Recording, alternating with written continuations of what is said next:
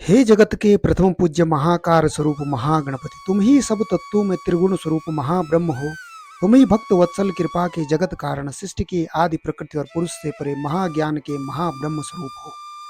प्रणाम दोस्तों, YouTube channel वैदिक मंत्रा सीक्रेट आपका हार्दिक स्वागत करता है। आज का जो मंत्र या कथा है वो कलंकित चतुर्थी या गणेश चतुर्थी या भाद्रपद मास के शुक्ल पक्षी गणेश चतुर्थी को ही कलंक चतुर्थी कहते हैं। इसे कलंक चौथ, गणेश चतुर्थी और कलंक चतुर्थी के नाम से जाना जाता है। पौराणिक एवं वैदिक मान्यताओं के अनुसार गणेश चतुर्थी के दिन चंद्रमा के दर्शन करने पर व्यक्ति या मानव कलंक या दोष का भागी बनता है। धर्म ग्रंथों की व्याख्या के अनुसार भाद्रपद गणेश चतुर्थी तिथि को चंद्रमा के दर्शन नहीं करने चाहिए, क्योंकि इस दिन चंद्र दर्शन करने से झूठा कलंक लगता है। कहा जाता है कि भगवान श्री गणेश चंद्रमा को ये श्राप दिया, क्योंकि सारे देवता जब भगवान गणेश की स्तुति कर रहे थे तो चंद्रमा उनके विचित्र स्वरूप को देखकर मंद मंद मुस्कुराता रहा। उसे अपने सौंदर्य पर अभिमान हो गया था। भगवान गणेश समझ गए कि चंद्रमा अभिमानवश उनका उपहास कर रहा है। क्रोध में आकर भगवान श्री गणेश ने चंद्रमा को श्राप दिया कि आज से तुम काले हो जाओगे और जो भी तुम्हें देखेगा वह कलंकित और दोष का भागी हो जाएगा। पौराणिक ग्रंथ व्याख्या करते हैं कि अगर भूलवश इस दिन चंद्रमा के दर्शन कर लें तो इस दिन गणेश चतुर्थी कथा का श्रवण करना चाहिए। इस कथा श्रवण से व्यक्ति कलंकित दोष से मुक्त हो जाता है।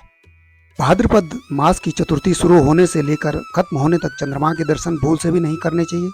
यदि भूल से गणेश चतुर्थी के दिन चंद्रमा के दर्शन हो जाएं, मिथ्या दोष, चोरी, अपमान के आरोप लगते हैं।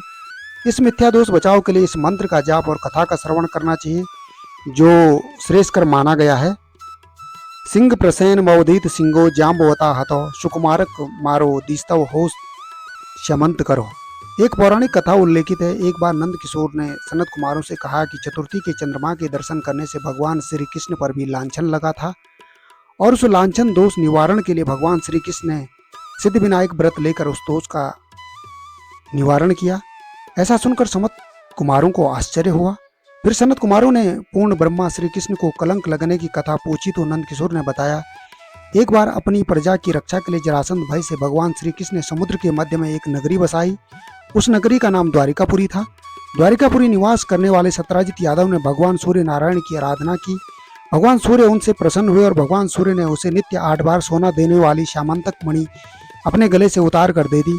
मणि पाकर सत्राजित यादव जब समाज में गया तो श्री कृष्ण ने उस मणि को प्राप्त करने की इच्छा रखी। सत्राजित ने वह मणि भगवान कृष्ण को न देकर अपने भाई प्रसेनजित को दे दी। एक दिन प्रसेनजित घोड़े पर चढ़कर शिकार के लिए गया। वहां उसे एक शेर ने मार डाला और मणि ले ली। ऋचु के राजा जामंत ने उस शेर को मारकर मणि लेकर गुफा में चला गया।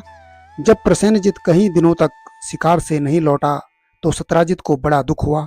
उसने सोचा श्री कृष्ण ने मणि प्राप्त करने के लिए उसका वध कर दिया होगा, अतः बिना किसी प्रकार की जानकारी जुटाए या कारण जाने बिना उसने प्रचार कर दिया, श्री कृष्ण ने प्रसेनजित को मारकर श्यामंतक मणि छीन ली।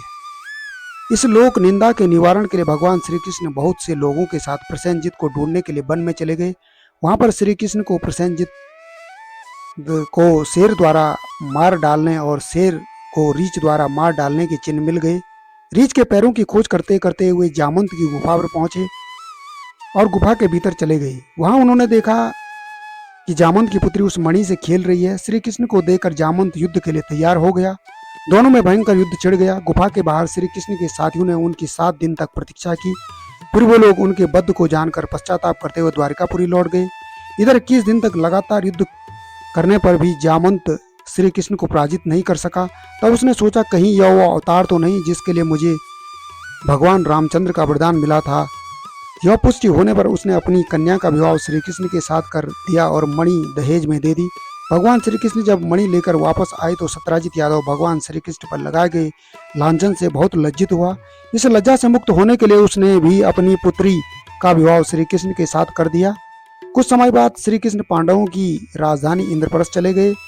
तब अक्रूर और ऋतुवर्मा की राय से शतधनवा यादव ने सत्राजित को मारकर मणि अपने कब्जे में ले ली। सत्राजित की मौत का समाचार जब श्री कृष्ण को मिला तो तत्काल द्वारिका पहुंचे। वे शतधनवा को मारकर मणि छीनने को तैयार हो गए। इस कार्य में सहायता के लिए बलराम भी तैयार हो गए। यह जानकर शतधनवा ने मणि अक्रूर को दे दी और स्वयं भाग निकला। श्री कृष्ण ने उसका पीछा करके शतधनवा को मार डाला, पर मणि उन्हें नहीं मिल पाई। बलराम जी जब वहां पहुंचे तो श्री कृष्ण ने बताया कि मणि इसके पास नहीं है। बलराम जी को विश्वास न हुआ और वे अप्रसन्न होकर विदर्भ चले गए। श्री कृष्ण के द्वारिका लौटने पर लोगों ने उनका भारी अपमान किया।